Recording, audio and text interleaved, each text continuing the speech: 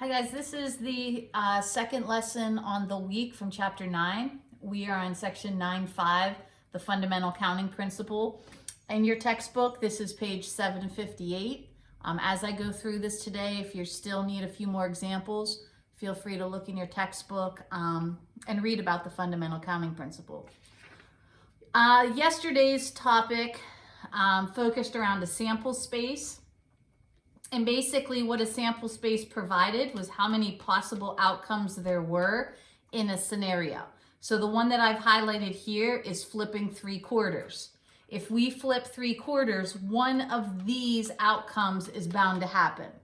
There are 8 total outcomes. This would give you the denominator in your probability fraction. This is the total possible outcomes. The fundamental counting principle allows us to get rid of the sample space and get to that number a lot quicker. That number we can find by using multiplication to find out how many outcomes there are. So in this particular example, let's say I didn't need to know all of the different combinations of heads and tails. I just needed to know that there were 8 different possibilities. So what we can do is multiply the number of possible outcomes from each coin. So the first quarter that I flip has 2 possible outcomes, heads or tails.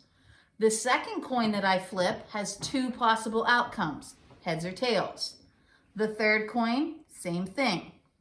If I multiply those outcomes together, I get a total of 8. This is the number we're looking for today. This will be the number that's in the denominator. Again, we're bypassing writing out all of the different options. We are looking for the total possible outcomes without creating a list or a tree diagram or some sort of table. Another example, let's say you wanted to pick a month of the year and a day of the week. If we were going to make a list, it would be like January, Monday, January, Tuesday, January, Wednesday.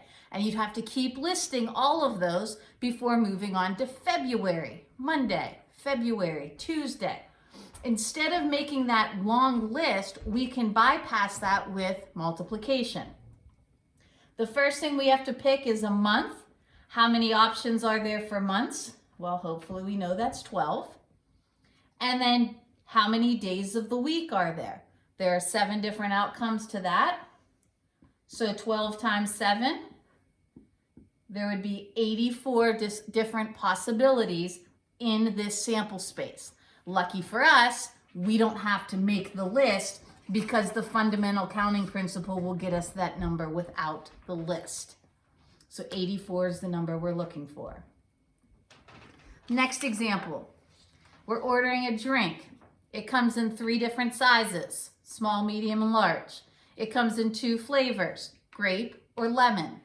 You can get it with ice or you can get it without ice. We want to know how many different drinks we can create. We take each individual event and we figure out how many outcomes they have. So starting with the sizes, there are 3 sizes to choose from. Multiply it times the number of flavors. There are 2 flavors, so I'm going to multiply it by 2. Times the option of ice or no ice. We've got 2 options there. 3 times 2 is 6, times 2 is 12 different drinks.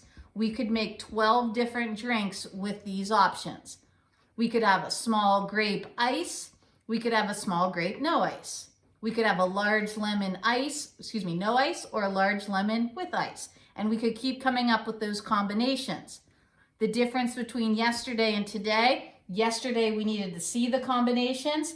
Today we just need to know how many there are. The last example would be the types of movies in a theater. We have 3 different genres of movies. They're in 4 different theaters. How many different ways could we organize that? Well, 3 genres times 4 theaters equals 12 outcomes. Again, we do not need to draw anything, list anything. All I need to see from you is what you're multiplying together and then the number of outcomes possible. On your Google Doc, I have set this all up that you will type directly into it, and what you are typing would look something like this. For your time signs, feel free to use X's, parentheses, dots, however you feel that you want to show me multiplication is fine.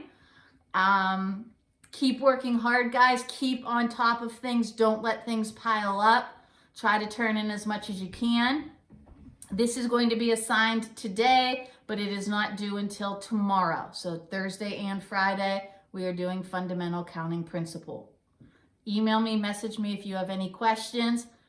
As I always say, stay safe. Miss seeing you guys.